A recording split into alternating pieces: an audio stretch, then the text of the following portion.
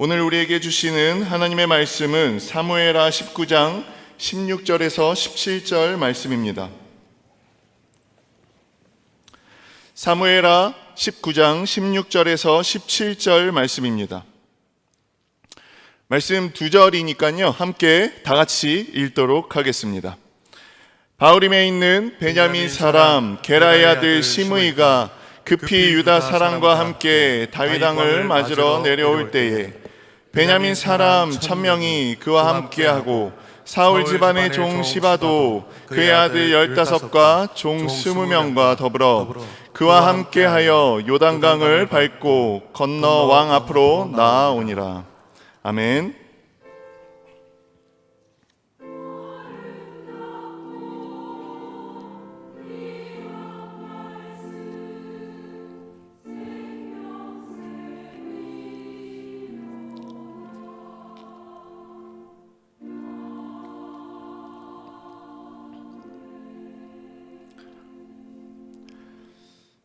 오늘 이 시간 옆에 분하고 한번 인사하면 좋겠습니다. 많이 피곤하시죠? 네. 많이 피곤하시죠? 네. 한 번 더 인사하면 좋겠습니다. 오늘도 승리합시다. 네. 무엇으로부터의 승리일까요? 네. 10여 년 전에 대학을 다닐 때 친구 2명과 3평 남짓한 방에서 2년 정도 3명이 자취를 한 적이 있었습니다. 3명이 누우면 꽉 찰 정도의 굉장히 작은 방이었습니다.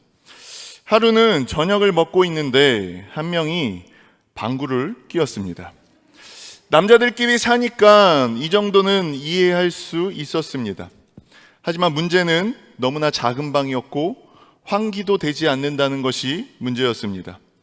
심각한 냄새가 올라오기 시작하는데 정말 참을 수가 없었습니다. 한 명이 이렇게 외쳤습니다. 이 정도면 똥 싼 거 아니냐고 외쳤습니다.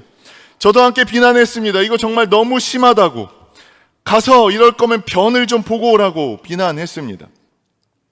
저희 둘의 비난을 다 들은 후에 그 방귀를 꼈던 그 형은 모든 돌을 다 깨우친 사람같이 이렇게 말했습니다. 너희 중에 방귀 뀌지 않는 자가 먼저 돌로 치라. 정말 냄새는 참을 수 없었지만 너무 괴로웠지만 그 말을 듣고 아무 말도 할 수가 없었습니다. 제가 오늘 이 말씀을 드린 이유는 오늘 우리가 새 인물을 함께 보게 될 것인데 이 인물 가운데 우리의 모습을 담고 있기 때문입니다. 오늘 우리가 보는 이 말씀은 압살롬의 반역을 피해서 피난을 갔던 다윗이 압살롬이 죽으면서 다시 돌아오는 이야기입니다. 그러면서 마주하는 세 사람에 대한 말씀입니다. 이 세 사람의 이야기를 묵상하면서 이 세 사람의 이야기가 다 우리의 이야기라는 것을 생각하게 되었습니다. 죄가 없는 자가 없고 방귀 뀌지 않는 자가 없듯이 이 세 명의 이야기에서 벗어날 수 있는 사람이 있을까라는 생각이 들었습니다. 먼저 첫 번째 우리가 방금 말씀을 읽었던 시므이입니다. 달고나를 통해서 말씀을 읽고 계신 분이라면 시므이에 대해서 너무나 잘 알고 계실 것입니다. 먼저 시므이는 어떤 사람입니까? 다윗이 압살롬의 반역으로 인해서 도망을 할 때 다윗을 저주했던 사람입니다. 이 말씀을 조금 더 실감나게 보기 위해서 한번 우리말 성경으로 한번 이 말씀을 보도록 하겠습니다. 사무엘하 16장 5절에서 7절입니다. 우리말 성경으로 제가 한번 읽어보겠습니다. 다윗 왕이 바후림에 도착하자 사울 집안 사람 하나가 그곳에서 나왔습니다. 그 이름은 시므이요 게라의 아들이었는데 그는 나오면서 계속 저주를 퍼부었습니다. 그는 다윗의 좌우로 모든 군대와 호위병들이 있음에도 불구하고 다윗과 왕의 모든 신하들에게 돌을 던졌습니다. 시므이는 저주하며 이렇게 말했습니다. 떠나가거라 이 피비린내 나는 살인자야 이 악당아. 이 말씀이 굉장히 실감나는 것 같습니다. 이 살인자야 이 악당아 이렇게 지금 저주하고 있는 겁니다. 그런데 8절에 보면 더 거칠게 저주합니다. 8절은 이렇게 이야기하고 있습니다. 여호와께서 내가 사울의 집안에 흘린 피를 모두 내게 갚아주시는 것이다. 내가 그의 자리를 차지했지만 여호와께서 이 나라를 내 아들 압살롬의 손에 넘겨주셨다. 내가 피를 흘린 사람이기에 내 악 때문에 스스로 제약을 받는 것이다. 이렇게까지 저주를 하는 겁니다. 아무리 화가 나도 절대 건드려서는 안 될 것이 있습니다. 바로 가족입니다. 지금 아들까지 얘기하면서 다윗에게 줄 수 있는 최악의 저주를 퍼붓고 있는 것입니다. 그런데 여기서 생각해 볼 것은 시므이는 왜 이렇게 다윗을 저주하고 있는가입니다. 제가 UPS 대학을 준비하던 중에, 이 소요리 문답을 준비하던 중에 참고 자료를 좀 만들기 위해서 보던 책 중에 실존주의에 대한 내용을 다루고 있는 책이 있었습니다. 그 책에서 철학의 한 부분인 실존주의는 대상을 본질과 존재로 구분한다고 합니다. 쉽습니다. 제가 한번 예를 들어보겠습니다. 물건으로 살펴보면 의자의 존재는 의자 그 자체입니다. 그런데 의자의 본질이 무엇이냐고 묻는다면 본질은 사람이 앉을 수 있는 가구입니다. 그런데 만약에 다리가 부러졌다면 의자는 앉을 수 없게 됩니다. 즉, 본질을 상실한 물건이 된다는 말입니다. 본질을 상실하면 사람들은 의자를 버립니다. 그래서 실존주의에서는 이렇게 말하더라고요. 물건은 본질이 존재에 앞선다. 본질이 의미가 없어지면 존재 자체도 의미가 없어진다는 겁니다. 본질에서 의미가 사라지면 존재의 의미마저 사라져 버린다는 이야기입니다. 조금 더 예를 들어보겠습니다. 이 스피커를 한번 예로 들어보겠습니다. 스피커는 어떻습니까? 스피커의 존재는 스피커 그 자체입니다. 그렇다면 스피커의 본질은 무엇입니까? 예, 맞습니다. 소리를 내는 것입니다. 입력을 받아서 소리를 출력해주는 일을 하는 것입니다. 그런데 스피커가 소리를 내지 못한다면 어떻게 됩니까? 고치거나 고쳐도 소리가 나지 않는다면 버려야 합니다. 그렇죠? 그래서 물건은 본질이 존재를 앞섭니다. 본질로서 기능을 하지 못하면 존재마저 의미가 없어져 버린다는 것입니다. 여기에 동의하십니까? 동의하시죠? 이렇게 물건을 취급하는 거에 대해서 너무 잔인하다. 어떻게 물건에 대해서 그렇게 할 수 있냐? 라고 반응을 보이는 사람은 아무도 없습니다. 하지만 인간은 다르다고 얘기합니다. 한번 우리의 자녀를 떠올려 보시기 바랍니다. 잘나거나 못나거나 예쁘거나 못생기거나 부모에게는 눈에 넣어도 아프지 않은 소중한 자식입니다.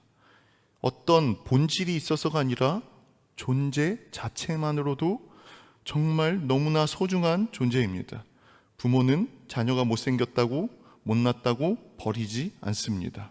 그 이유는 존재만으로 의미가 있기 때문입니다. 그리고 부모에게 그 존재는 최고의 존재입니다.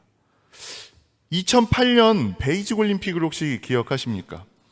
2008년 베이징 올림픽 때 배드민턴에 떠오르는 스타가 한 명 있었습니다. 그 이름은 이용대입니다. 이용대. 다 기억하시죠? 잘생겼는데 배드민턴도 잘 치고 금메달까지 딴. 이 시합을 할 때, 이 올림픽 기간에 저는 청년이었습니다. 그때 토요일에 주일을 준비하기 위해서 청년들하고 교회에서 준비를 하고 있었습니다. 그런데 배드민턴 시합 시간이 다 되어서 교회에서 가장 가까운 집이었던 저희 집에 가서 청년들과 이용대가 나오는 배드민턴 시합을 보게 되었습니다. 그때 마침 저희 아버지도 집에 계셔서 저희 아버지도 배드민턴 시합을 같이 관람하였습니다. 그런데 시합이 시작되자 여자 청년들이 난리가 났습니다. 너무 잘생겼다며, 너무 잘생겼는데 배드민턴도 잘 친다며 난리가 났습니다. 치는 동안 계속 웅성웅성 거렸습니다. 가만히 듣던 우리 아버지가 이 여자 청년들에게 일침을 날리셨습니다. 우리 규섭이가 이용대보다 훨씬 잘생겼다. 우리 규섭이가 훨씬 낫다. 여자 청년들은 우리 아버지가 농담을 하시는 줄 알고 깔깔깔 웃었습니다. 그러다 모두 조용해졌습니다. 우리 아버지는 진심이셨기 때문입니다. 정말 진지하셨기 때문입니다. 그 이후로 그 올림픽 경기는 모두가 조용히 봤습니다. 아버지의 그 표정을 저는 지금도 잊을 수가 없습니다. 저는 여러분, 이용대보다도 어떤 연예인들보다도 잘생긴 사람입니다. 믿으십니까? 너무 비웃지는 마시기 바랍니다. 우리 아버지의 눈에 그렇단 말입니다. 우리 아버지의 눈에 그렇게 보인단 말입니다. 이렇듯 인간은 존재만으로도 의미가 있습니다. 다시 말하면 인간은 본질로서가 아니라 존재로서 대우를 해야 한다는 것입니다. 그래서 여기서 실존주에 굉장히 멋진 말이 나옵니다. 무슨 말이냐면요, 인간은 존재가 본질을 앞선다. 와, 저는 이 말을 듣고 아멘을 외칠 뻔했습니다. 너무 멋지지 않습니까? 인간은 존재가 본질을 앞선다. 이 말에 동의하십니까? 동의하십니까? 그런데 문제가 있습니다. 정말 세상이 그렇게 돌아가고 있는지, 아니 세상은 둘째치고 나는 정말 사람을 그렇게 대하고 있는지, 존재 자체로 사람을 대하고 있는지. 죄로 물든 세상은 하나님의 형상인 인간을 존재 자체인 존재 인간 자체가 아니라 물건으로 대우합니다. 인간은 인간 자체의 존재로서가 아니라 본질로서 대우한다는 것입니다. 마치 의자나 스피커와 같이 대우하는 겁니다. 이것을 인간의 물화라고 합니다. 인간이 물건처럼 되어버렸다는 것입니다. 여기에 동의하십니까? 저는 굉장히 동의가 되었습니다. 이 관점으로 심의를 보고 여기 나오는 세 사람들을 보기 시작하자 조금 더 이해가 되기 시작했습니다. 지금 심의는 왜 이렇게 다윗을 비난하고 있습니까? 인간을 존재가 아닌 본질로서 대우하고 있기 때문입니다. 다윗이 왕으로 있을 때는 그를 왕으로 대우하지만 다윗이 망하자 그를 인간 이하로 대접하는 겁니다. 서슴없이 비난하는 겁니다. 너가 저지른 죄로 인해서 아들에게까지 버림받은 이 저주받은 악당아, 인간으로 대한다면 어떻게 이런 말을 할 수 있겠습니까? 그런데 이랬던 시므이가 놀랍게도 압살롬이 죽게 되자 다윗이 왕으로 다시 복귀한다는 말을 듣고 이제는 다윗 왕 앞에 가장 먼저 나옵니다. 심지어 요단강을 건너는 것을 돕기까지 합니다. 그리고 이렇게 왕 앞에 맺힙니다. 사무엘하 19장 19절 20절입니다. 왕께 말했습니다. 내 주께서는 제게 죄를 묻지 않으시길 빕니다. 내 주 왕께서 예루살렘을 떠나시던 날 왕의 종이 저지른 잘못을 부디 기억하지도 마음에 담아두지도 마시기 바랍니다. 왕의 종인 제가 죄를 지었음을 알고 있기에 제가 오늘 내 주 왕을 맞으러 요셉의 온 집안에서 제일 먼저 왔습니다. 그렇게 저주했던 비난했던 시므이가 가장 먼저 나와 사죄하고 있는 것입니다. 참 똑똑하고 재빠른 사람입니다. 만약 이 사람은 다윗이 또 망하는 일이 생긴다면 시므이는 어떻게 반응할까, 이런 생각을 해보았습니다. 저는 아무리 생각해봐도 다시 배신하고 다시 욕하고 다시 저주할 것 같습니다. 이런 시므이와 비슷한 사람이 또 있습니다. 17절에 보면 시므이가 데리고 온 사람들이 있는데 베냐민 사람 1000명과 누가 함께 왔다고 되어 있습니까? 바로 시바입니다. 시바입니다. 시바는 이름부터가 문제가 있습니다. 이름부터가 발음이 일단 너무 어렵습니다. 그리고 시바는 어떤 사람이었냐면 사울의 종이었습니다. 사울의 아들 요나단이 있었고 사울과 요나단의 죽음으로 그 재산은 요나단의 아들 무비보셋에게 가는 것이 정상이었습니다. 그런데 그 재산이 사울의 종인 시바에게 다 넘어갔습니다. 왜냐하면 무비보셋에게는 아픔이 있었기 때문입니다. 무비보셋은 다리를 저는 사람이었습니다. 사무엘하 4장을 보면 요나단이 죽었다는 소식을 듣고 무비보셋이 5살일 때 유모가 안고 도망갈 때 너무 급히 도망을 가다가 아이를 떨어뜨려서 다리를 저는 사람이 되었다라고 합니다. 이런 아픔을 틈타서 시바는 그 재산을 모두 차지해 버린 것입니다. 그런데 다윗이 요나단과의 약속을 기억해서 무비보셋을 찾게 되었고 그 재산을 몽땅 무비보셋에게 돌려주었습니다. 그리고 시바와 그 아들과 그 종들 모두 무비보셋의 종이 되게 하였습니다. 시바의 입장에서는 이 일을 갈 일이었습니다. 시바는 기회만 엿보고 있었습니다. 그러다 압살롬의 반역 소식을 듣게 됩니다. 다윗이 피난을 떠났다는 소식을 듣게 됩니다. 사무엘하 16장에 보면 시바는 피난 가고 있는 다윗을 찾아갑니다. 그냥 가지 않고 떡과 건포도와 과일 등 먹을 것을 싣고 왕을 따라갑니다. 그리고 나귀는 왕의 가족이 타게 하고 음식은 함께 있는 사람들에게 먹이라고 제안합니다. 이제 다윗이 묻습니다. 내 주인의 아들은 어디 있느냐? 무비보셋은 어디 있느냐? 거기에 대해서 시바는 이렇게 대답합니다. 우리 사무엘하 16장 3절을 한번 같이 읽어보겠습니다. 왕이 이르되 내 주인의 아들이 어디 있느냐 하니 시바가 왕께 아뢰되 예루살렘에 있는데 그가 말하기를 이스라엘 족속이 오늘 내 아버지의 나라를 내게 돌리리라 하나이다 하는지라.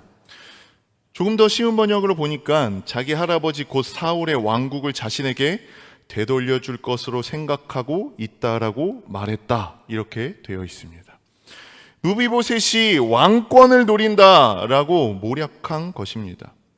이 모략으로 인해서 시바는 무비보셋에게 있는 재산을 다시 시바에게 돌려줘서 그것을 다시 차지하게 됩니다.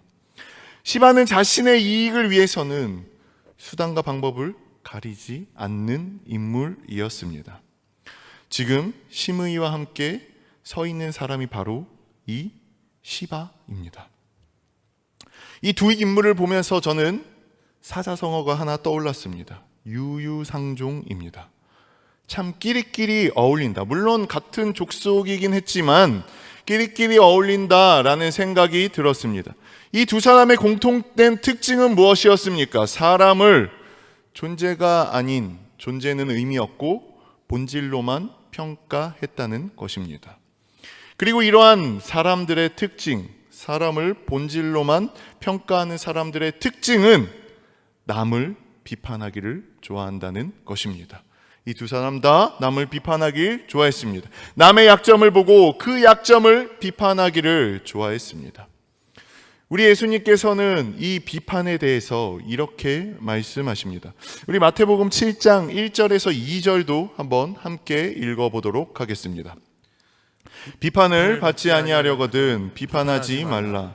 너희가 비판하는 그 비판으로 너희가 비판을 받을 것이요 너희가 헤아리는 그 헤아림으로 너희가 헤아림을 받을 것이니라. 아멘. 예수님은 비판을 받지 아니하려거든 비판하지 말라라고 말씀하십니다. 왜냐하면 그 비판으로 너희가 비판을 받게 될 것이라고 말씀합니다. 지금 이 시므이는 결국 다윗의 아들 솔로몬 때에 죽게 됩니다.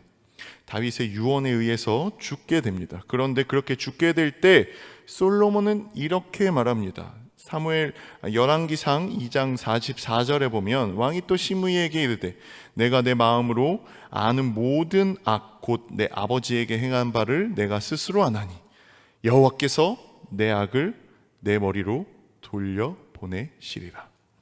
여호와께서 내 악을 내 머리로 돌려보내시리라.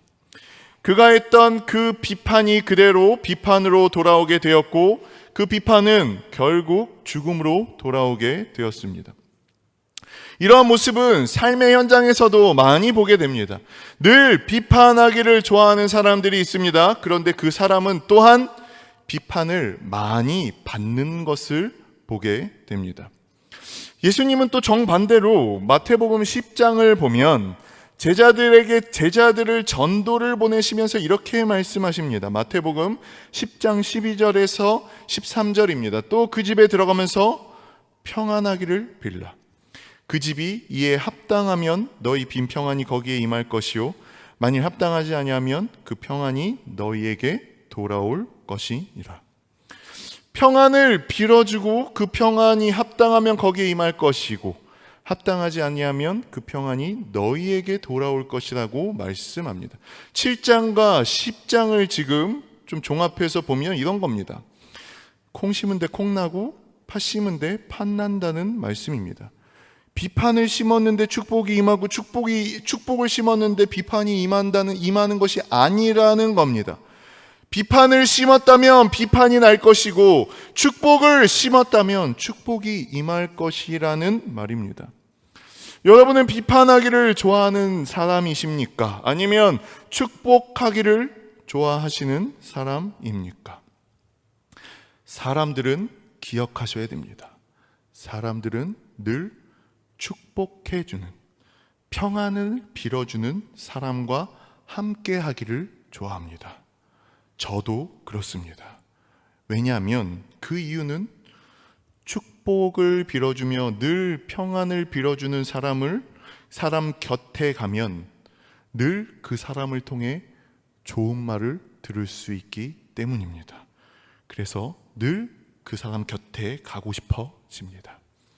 하지만 비판하기를 좋아하는 사람 옆에 가면 좋은 말을 들을 수 없습니다. 늘 어둡고 만나고 와서 기분이 좋지만은 않습니다. 한번 우리를 돌아보면 좋겠습니다. 여러분은 평안과 축복을 심는 사람이십니까? 아니면 심의와 시바와 같이 비판을 심는 사람이십니까? 평안과 축복을 심어서 사람들에게 힘을 주고 또 많은 사람들이 만나고 싶어하는 그러한 하나님의 축복의 사람들이 되실 수 있기를 이 시간 간절히 축원합니다. 이제 두 번째로 우리가 한번 만나볼 사람은 무비보셋입니다. 시바를 말하면서 무비보셋에 대해서 많이 말씀을 드렸죠. 19장 24절을 우리 함께 읽어보도록 하겠습니다.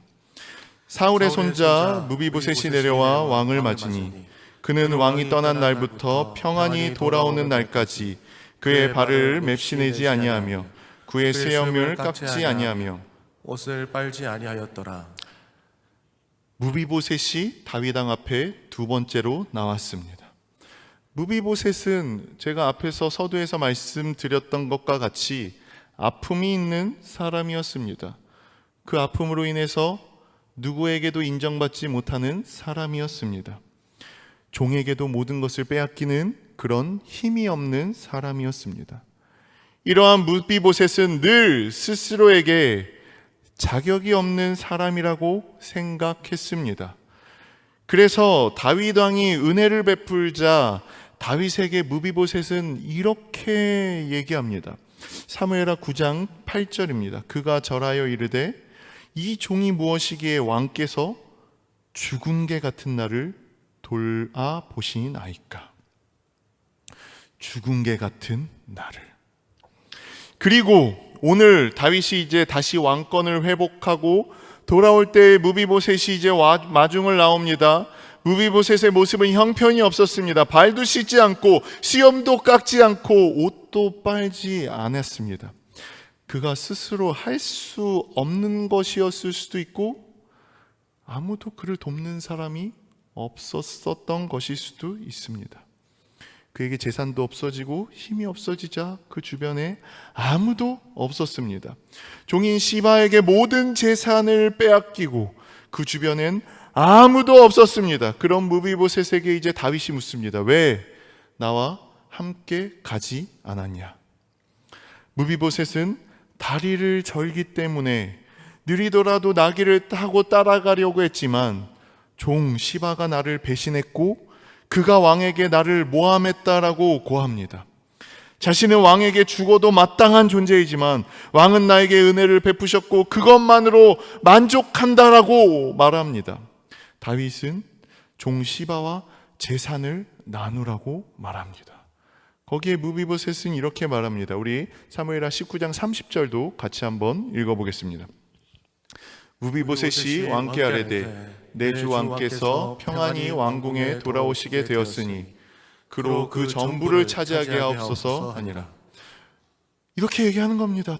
왕께서 돌아오신 것만으로도 너무 만족합니다. 재산은 그냥 저를 주지 않으셔도 됩니다. 저는 이제 다 이루었습니다. 이렇게 얘기하는 겁니다.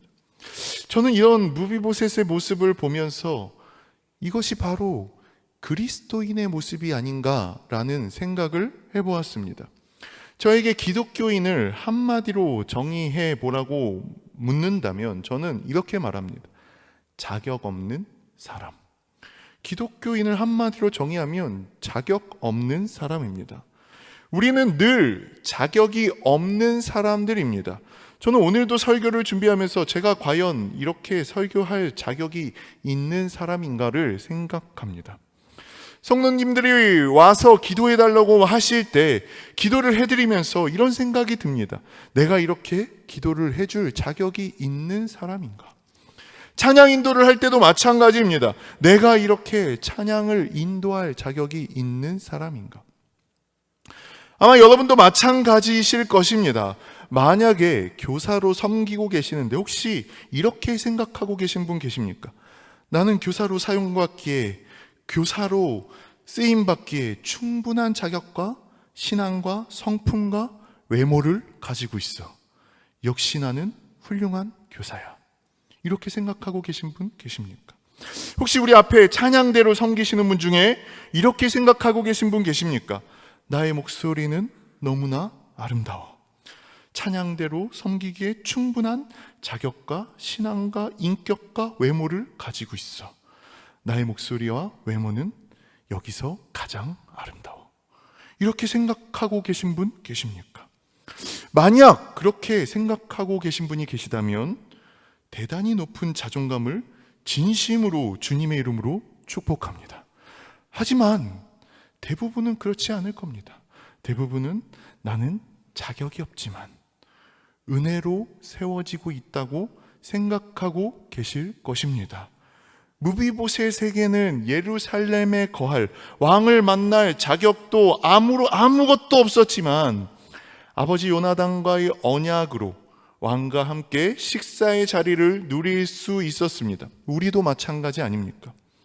아무런 자격도 없습니다. 이렇게 섬길, 이렇게 예배드릴 아무런 자격도 없지만 예수님께서 우리를 위해 죽으심으로 그 십자가로 말미암아 구원받고 그 구원받는 것으로 말미암아도 감사한데 주님께서 주시는 그 성령님의 권능으로 말미암아 이렇게 섬기는 자리에까지 나올 수 있는 것 아닙니까?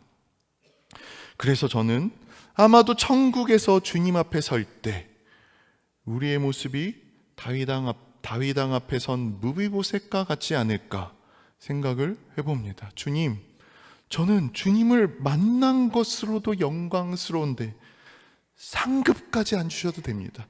나는 아무런 자격이 없습니다. 제가 너무 좋아하는 찬양, 예수 피를 힘입어라는 찬양이 있습니다. 이 찬양의 가사가 너무 좋습니다. 주의 보좌로 나아갈 때에 어떻게 나가야 할까? 나를 구원한 주의 십자가, 그것을 믿으며 가네. 그리고 이렇게 얘기합니다. 자격 없는 내 힘이 아닌 오직 예수님의 보혈로. 자격 없는 내 힘이 아닌 오직 예수님의 보혈로. 십자가의 보혈, 완전하신 사랑, 힘입어 나아갑니다. 이것이 바로 우리의 모습입니다. 이러한 자격 없는 자의 모습으로 늘 주님 앞에 겸손히 설 수 있는, 우리가 섬기는 모든 섬김 가운데 겸손하게 서실 수 있기를 이 시간 간절히 소망합니다. 그래서 우리 모두가 주님을 뵐 때 무비보셋과 같은 겸손한 마음으로 주님 앞에 서실 수 있기를 이 시간 소망합니다. 마지막으로 세 번째 만나볼 인물은 바르실레입니다. 바르실레는 어떤 사람입니까? 사무엘하 19장 31절 32절 길르앗 사람 바르실레가 왕이 요단을 건너가게 하려고 로글림에서 내려와 함께 요단에 이르니 바르실레는 매우 늙어 나이가 80세라. 그는 큰 부자이므로 왕이 마하나임에 머물 때에 그가 왕을 공개하였더라. 바르실레는 요단강 동편 길르앗에서 살던 80세 되는 큰 부자였습니다. 다윗이 압살롬을 피해 요단강을 건너 요단강 동편 마하나임에 오자 다윗의 필요를 공급했습니다. 그리고 이제 다윗이 예루살렘으로 돌아가기 위해서 요단을 건너가려 할 때 배웅을 나온 것입니다.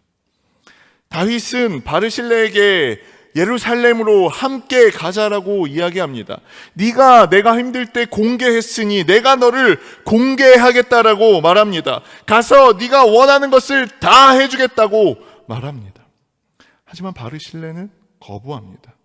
본인의 나이가 80세이고 가봐야 왕에게 짐만 될 뿐이라고 말합니다. 그리고 바르실레는 이렇게 말합니다. 우리 사무엘하 19장 36절을 함께 읽어보도록 하겠습니다. 당신의 종은 왕을 모시고 요단을 건너려는 것뿐이거늘 왕께서 어찌하여 이 같은 상으로 내게 갚으려 하시나이까. 그냥 와서 왕을 뵙고 요단을 건너는 것을 도우려 했을 뿐인데 왜 이러십니까? 이렇게 얘기하는 겁니다. 지금까지와의 사람들과는 너무나 다른 반응입니다. 다윗이 왕으로 기한할 때 다윗 왕을 찾았던 대부분의 사람들은 왕의 권력을 통해서 무엇인가를 얻기 위해 나온 사람들이었습니다. 하지만 바르실레는 달랐습니다. 바르실레는 마하나임에서 다윗 왕이 가장 힘들 때도 도왔습니다. 그런데 생각해보면 이건 굉장히 위험한 일입니다. 다윗이 전쟁에서 최종적으로 만약에 패했다면 그를 도왔던 모든 사람들은 다 화를 당하게 될 것이기 때문입니다. 이런 모든 어려움을 무릅쓰고 다윗을 도왔던 사람이 바로 바르실레입니다. 그리고 지금 와서도 왕을 돕는 것으로 만족한다고 말합니다. 나는 아무것도 필요 없다라고 이야기합니다. 시므이와 시바와 너무나 다른 모습을 보입니다.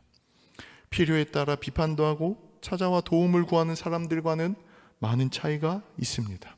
바르실레는 왜 이렇게 할 수 있었습니까? 그냥 저는 이렇게 해석해 보았습니다. 사람을 본질이 아닌 존재 자체로 대했기 때문입니다. 존재 자체로 사람을 대하는 사람은 그 사람의 상황과 여건에 의해서 사람을 대하지 않습니다. 상황이 좋을 때는 옆에서 함께 축하해주고 상황이 힘들 때는 물심양면으로 돕는 사람입니다. 그의 이러한 성품의 은혜는 본인에게 복이 그치지 않고 자녀에게까지 이어집니다. 바르실레는 자신이 아닌 그의 아들 김함을 다윗에게 부탁합니다. 다윗은 바르실레의 아들에게 은혜를 베풉니다. 더 나아가서 열왕기상 2장에 보면 솔로몬에게 유언하면서 바르실레의 아들들에게 은총을 베풀 것을 명합니다.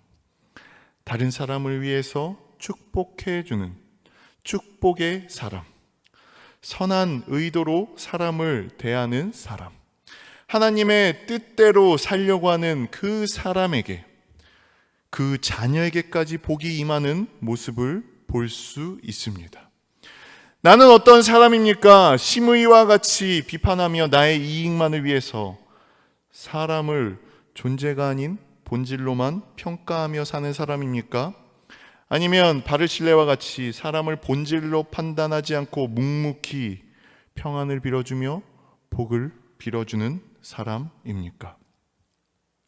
오늘 말씀의 결론을 맺으려고 합니다. 오늘 세 인물 시므이와 무비보셋, 바르실레, 이 세 인물을 살펴보았습니다. 이 세 인물을 전체적으로 묵상하면서 제가 생각하게 된 것이 있습니다. 한 문장이 떠올랐습니다. 바로 그것은 하나님이 하신다입니다. 시므이는 자신의 욕망을 따라 비판도 하고 자신의 욕심을 따라 살았습니다. 시바도 마찬가지입니다. 지금 현재의 모습은 악하게 사는데도 불구하고 남들보다 잘 사는 것처럼 보일 수 있습니다. 하지만 시간이 지나고 우리 하나님은 반드시 그들의 악행 그대로 갚아 주셨습니다. 무비보셋을 보면요, 굉장히 억울했습니다. 육체의 아픔도 있고 아픈 사람인데 사람들에게 배신마저 당합니다. 해명할 기회조차 없었습니다. 그러나 다윗 왕이 돌아올 때, 왕권을 회복하고 돌아올 때 그는 다시 그 억울함을 해명할 수 있는 기회가 생겼습니다. 이것이 우연이었겠습니까? 그리고 그는 그의 억울함을 해명하였고 그에게 임했던 은혜와 복이 회복되었습니다. 하나님은 신실하게 살아가고자 하는 사람들의 억울함을 풀어주실 것입니다. 모든 것을 우리 하나님은 회복시켜 주실 것입니다. 그리고 바르실레를 보면 어쩌면 아무런 이득도 없이 사람을 돕고 있습니다. 하지만 하나님은 그 모든 것을 기억하시고 다윗을 통해서 그에게 가장 큰 복을 더해 주십니다. 그 복은 자녀에게까지 이어지는 것을 볼 수 있습니다. 우리 하나님은 일하십니다. 우리 하나님은 오늘도 역사를 주관하는 분이십니다. 혹시 악한 사람들의 승승장구하는 모습을 보면서 시험 드신 분이 계십니까? 억울함을 가지고 살아가고 계신 분이 계십니까? 누군가를 돕고는 있지만 과연 이게 맞을까 생각하고 계신 분들 계십니까? 기억하시기 바랍니다. 우리 하나님은 기억하십니다. 악한 사람은 심판하실 것이고 선한 억울함은 우리 하나님께서 풀어 주실 것입니다. 그리고 하나님의 뜻을 따라 살기 위해 몸부림치는 사람에게는 우리 하나님은 반드시 은혜로 갚아 주실 것입니다. 후대에까지 은혜로 갚아 주시는 분이심을 믿으실 수 있기를 소망합니다. 지금 당장은 눈에 보이지 않는다 할지라도 하나님의 때에 하나님은 하나님의 방법으로 반드시 일하신다는 것을 기억하셔서 오늘 말씀을 보며 그것을 기억하셔서 믿음으로 하루하루 승리하며 살아가실 수 있는 우리 성도님들 되실 수 있기를 이 시간 간절히 소망합니다. 마지막으로 이 말씀을 읽고 마치도록 하겠습니다. 시편 37편 28절 29절입니다. 시편 37편 28절 29절 우리 마지막으로 이 말씀을 읽고 오늘 말씀을 마치도록 하겠습니다. 여호와께서 정의를 사랑하시고 그의 성도를 버리지 아니하심이로다. 그들은 영원히 보호를 받으나 악인의 자손은 끊어지리로다. 의인이 이 땅을 차지하며 거기서 영원히 살리로다. 아멘. 이 시간 우리 함께 오늘 말씀을 기억하시며 함께 기도하기를 원합니다. 오늘 이 시간 세 사람의 모습을 통해서 우리의 모습을 돌아보기를 원합니다.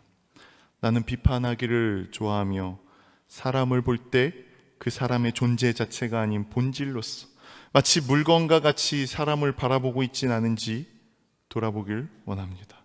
또 무비보셋과 같이 억울한 가운데 있지는 않습니까? 우리 하나님께서 사람의 영혼을 바라보며 그 사람을 위하여 사랑의 수고를 하며 평안을 빌어주는 사람에게 우리 하나님께서는 반드시 은혜를 베풀어 주실 것입니다. 주님의 일하심을 바라봄으로 지치지 않게 하여 주시고 위로가 있게 하여 주시고 이 하나님의 역사 가운데 이 믿음으로 말미암아 하루하루를 승리하며 살아가는 나의 삶이 되어질 수 있도록 주님 붙잡아 주시옵소서. 힘을 주시옵소서. 이 시간 우리 함께 입을 모아 기도하며 나아가도록 하겠습니다. 기도하겠습니다.